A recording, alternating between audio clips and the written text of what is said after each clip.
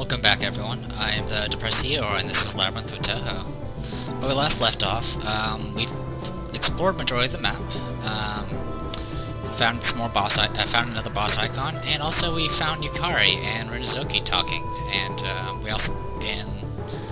we've learned a little bit of what's going on. Yukari's apparently part of the issue, but also trying to fix it. And supposedly she's brought humans across the Hakare barrier, which is what surrounds Gensokyo and protects it from the outside world, and keeps it hidden from the outside world. Rinazuki knew about this and noticed that the Hakare barrier was doing some weird stuff, and then a lot more stuff from the outside world has been filtering in, including some science text, which he used a theory and made himself superpowered. So, next, we also found the stairs to the next floor, floor 15, where there was more discussion about that discussion, and trying to piece together everything. In any case, they don't know who the real bad guy is, but they need to find both of them, and find more answers. But until we find them, we still need to do stuff like this, like fight this thing here. Including a random counter. Really? Give me a random counter, just escape. Alright, so this thing was strong. It's the Catalia Sigil Guardian. Okay, cool, we picked the Sigil Guardian, and not Orin. It opens with a magic spell. Notice it goes really fast. If you look at the picture, sorry, kind of Vermilia's picture's kind of in the way, but you probably recognize those girls. Those are actually the same doll. They're like the dolls from the fight a long time ago on floor 5 against Alice. Or was it floor 4? No, it's floor 5. I don't remember. No, it's floor 4. Anyway, so, and they function pretty much just like Alice's dolls, but as one monster. Every turn they will alternate between them. As the start of the battle is revealed, it did a Lightning Wind, which is a magic attack, so that was the Magic Fairy. Next action, it's going to be the Healing Fairy, which is either going to heal or it's going to try to debuff us. And then the last one is going to be the Physical Attacker. So let's go ahead and get this on the go. This is just a Sigil Guardian, so it's not going to be too overpowered. That and we're also a little overleveled for it. So we shouldn't have any issues. Go ahead and use you. Thundercloud Sickle back.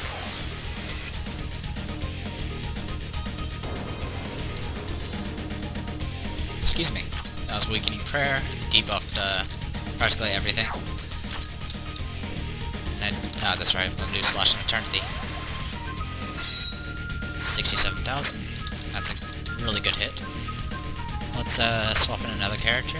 Let's do Kabanji. Alright, 28,000. So we've done about 95,000 so far. Thundercloud Sickleback. Let's go ahead and do Narrow Confines.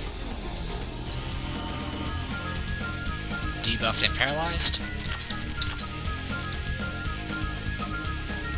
Let's go ahead and what should we swap in next? Let's swap in you. Colorful Rain. Unfortunately, Yugi is a little faster than Iku.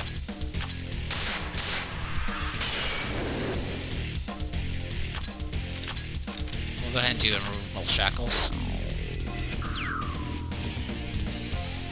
No debuffs that time. It's alright. Thundercloud Sickleback. Green Winds. Ouch. And let's do Knockout in 3 steps. 32,000. Spirit Gun here.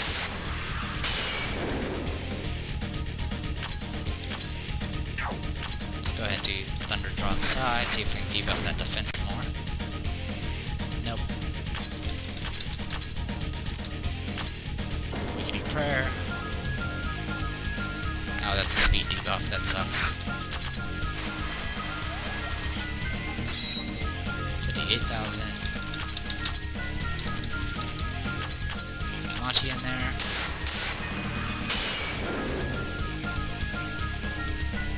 Shield Bash doesn't do much of anything.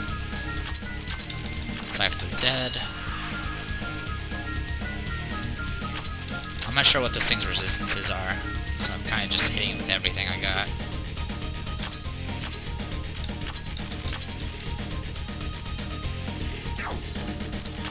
Might as well just do Mountain Breaker at this point.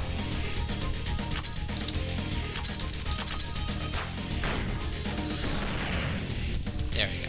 It has around 300,000 HP, so it's nothing too serious. Alright, and that means another sigil on floor 15 has been destroyed. Or, you know, been unlocked. So, there you go. We'll do some swapping. Let's swap you two, and you, and you. So, there you go. We got that explored. When we come back, I'll be over here. So, let me go ahead and cut the camera off, and when we come back, I'll be right over there. And welcome back, everyone. As you see, I'm down here now. We should be able to explore freely now, because the only boss that's left is this one.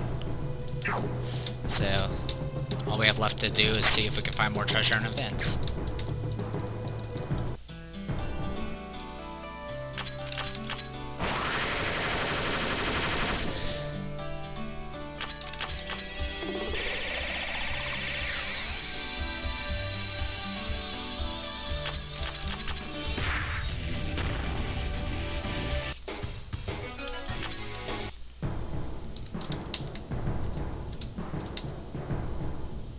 What's here? Huh? Treasure box, open it, it's Fire God's Bracer, which is what we got from Moko.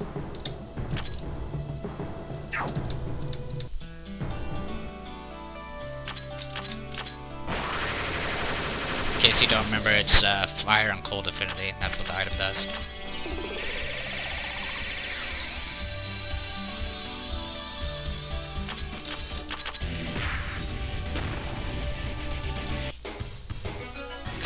Explode Monkey Lord DX.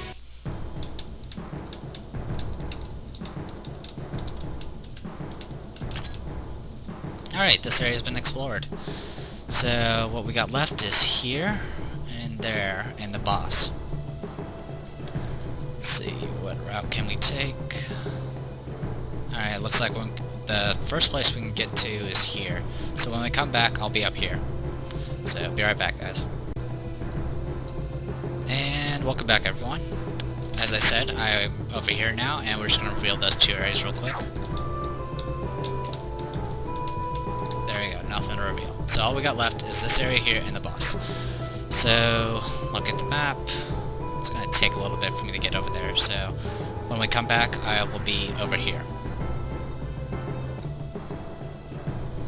And welcome back, everyone. As I said, I am right here now, and let's go ahead and finish exploring the rest of this area.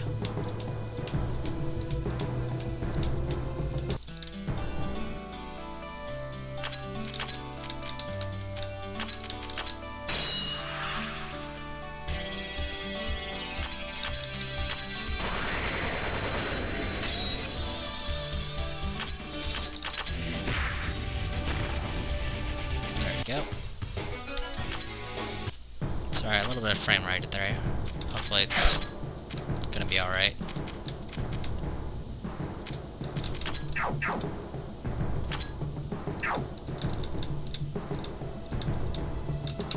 Whoa, hello.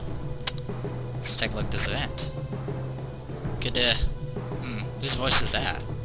And since when is that onomatopoeia actually said? Good day. It's Suika. What are you doing here? Looking so down. Good, well now, if it isn't the red, white, and black, white. Don't call us weird names. And it's about this. Take a look at this. My precious gourd is... Oh my, it's all broken. What happened to it? Well, it suddenly got like this. Needs more sake. The air seems strange here. I went to investigate and went a little wild. I was about to drink some sake, but then I looked at my gourd and it was in pieces. You're always being so rough with your gourd anyway. You probably broke it. I think there are fragments on the lower floors, but without Saki, I don't feel like searching. She's hopeless. Now, remember all those little pieces of pottery we've been collecting? This is the event that's for. Now, if we've gotten all the pieces, this should give us a new dialogue.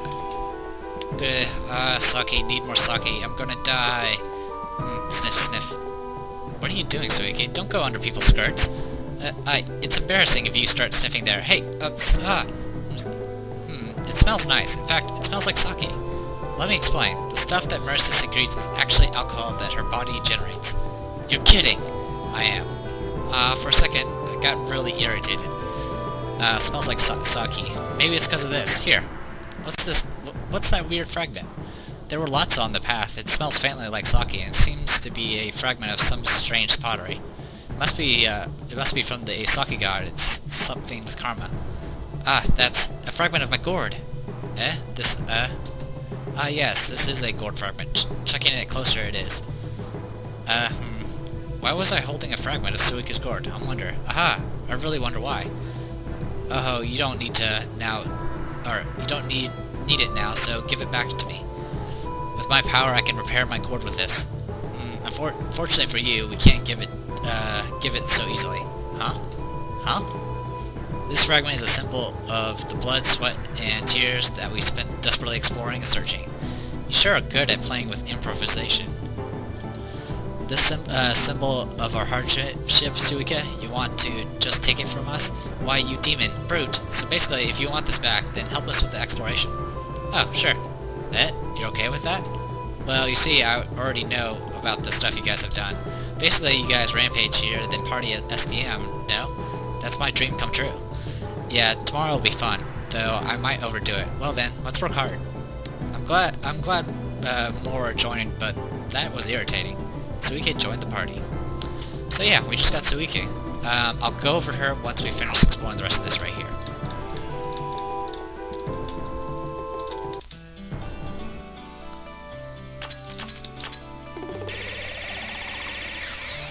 But Suika is an Oni, very much like